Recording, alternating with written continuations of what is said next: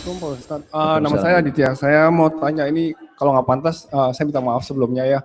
Jadi saya dikasih ini sama ya dia kiai dari Garut. Menurut dia ini ayat Al-Quran.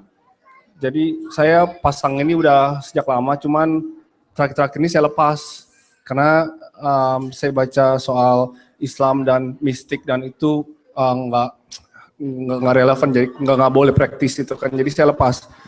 Di sisi lain saya nggak tahu ini mesti bagaimana, karena saya juga nggak tahu artinya apa. Bisa saya Bisa lihat? minta tolong. Coba saya lihat.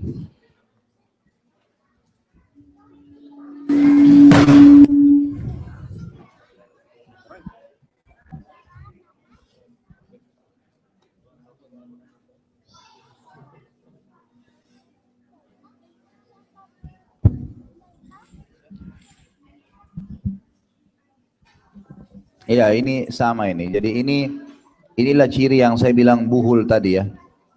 Jadi ciri buhul itu seperti ini, persis ini yang tadi saya bilang. Jadi di sini ada kotak, kemudian ada tulisan angka-angka Arab seperti ini di kotak-kotak. Ini punya makna ini, bagi mereka ini punya makna. Ini, kemudian di sini juga ada gambar, lihat segitiga.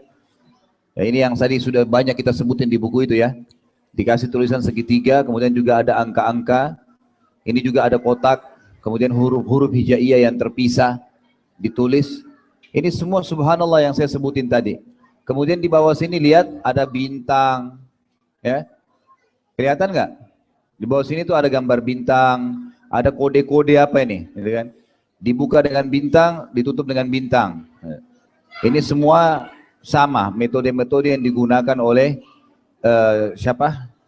Orang-orang yang memang sebenarnya dukun, cuman mereka mengatasnamakan agama. Ini semua tidak ada. Ya. Ini semua tidak ada. Jadi perlu saya ceritakan begini Bapak Ibu sekalian. Ada pengalaman ruqyah di Jakarta. Ada satu orang, teman saya, kebetulan dia peruqyah. Dia cerita pengalaman, waktu kita berbagi pengalaman. Dia bilang, saya pernah ruqyah orang, kemudian waktu jinnya dia kesurupan, terus jinnya ditanya, kenapa kau masuk ke badannya orang ini?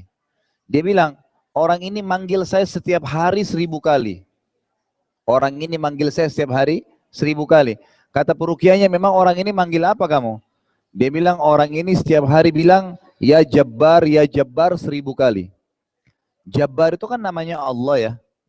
Tapi belum pernah ada sunnah dari Nabi SAW dibaca 1000 kali. Nggak ada zikir 1000 kali ya Jabbar. Karena dia amalkan yang Nabi tidak pernah contohkan, ternyata itu bisa mengundang syaitan. Dia bilang, nama saya Abdul Jabbar. Syaitan itu. Saya masuk ke badannya gara-gara itu. Contoh. Kemudian ada juga orang yang pernah diruqyah ditanya, kenapa kok masuk? Dia bilang, orang ini selalu kirimin saya Al-Fatihah. Dia bilang Al-Fatihah kepada Abdul Qadir Jailani. Saya Abdul Qadir nama saya. Saya masuk ke badannya. Sementara mengirim surah Al-Fatihah untuk orang mati, tidak pernah ada sunnah Nabi.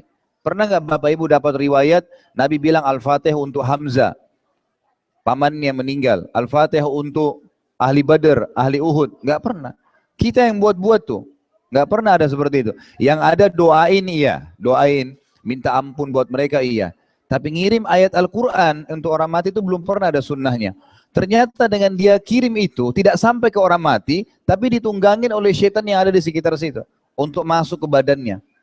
Ada teman saya juga pernah ngeruqyah sekali lagi di satu pesantren gitu. Pada saat dia masuk, diajarin ruqyah, lalu dia ruqyah, dia baca ruqyah, satu masjid itu kesurupan.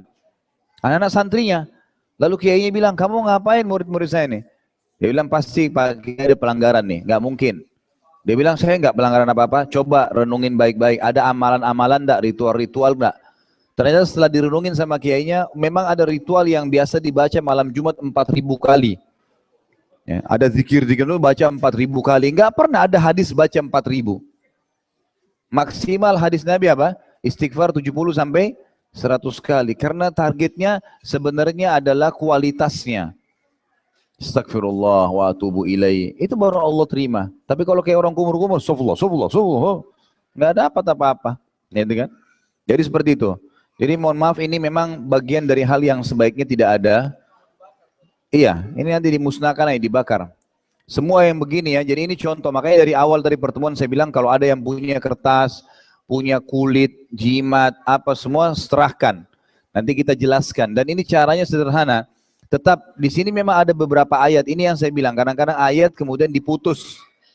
Ya, ini contoh ciri di sini, lihat ya. Ini kotak, kemudian ada di sini ditulis di pinggir-pinggir miring, tulisan miring.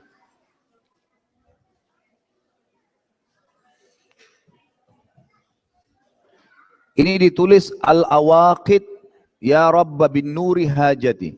Ini tidak ada artinya dalam bahasa Arab ini. Kalimat itu bisa akhirnya memanggil syaitan, gitu kan? Wah, ini lebih banyak lagi, saya tidak mengerti terus terang. Walaupun tulisannya bahasa Arab. Di sini ada wajada ala rizq. Wajada itu mendapatkan, ala rizq mendapatkan rezeki. Dia tulis begitu, kemudian ditaruh di sebelah kotaknya. Kemudian di sini ada tulisan, ini kalau kelihatan ya, ini seperti huruf sin yang banyak sekali disambung-sambung.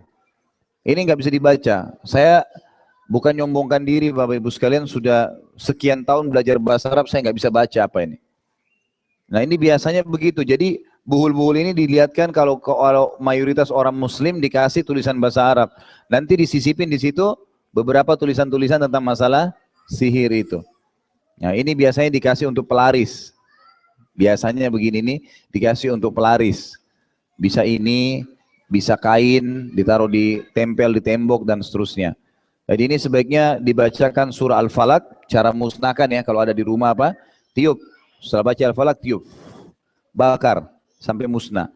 Setiap ditemukan hal-hal yang tidak enak di rumah, kalau sudah diruqyah ya, tadi misalnya ruqyah air, semprotin seluruh rumah, coba praktekin 2 minggu. Dipraktekin, nanti insya Allah apapun yang ditemukan yang aneh enggak ya, ditangkap, diambil kalau hewan, mungkin ada belatung, ada apa diambil, mau itu dimusnahkan semua ya, dibakar, buhul semua harus dibakar, dimusnahin, jadi bukan cuma dibuang. Kalau ada pisau, keris, itu dibawa ke tukang las, kalau di Indonesia tukang las saya suruh tuh, dipotong-potong, terus direndam di air ruqyah, air di ruqyah terus direndam. Mungkin dibiarin 1 hari, itu insya Allah dengan izin kita supaya Allah hancurin, setelah itu baru dibakar. Seperti itu ya.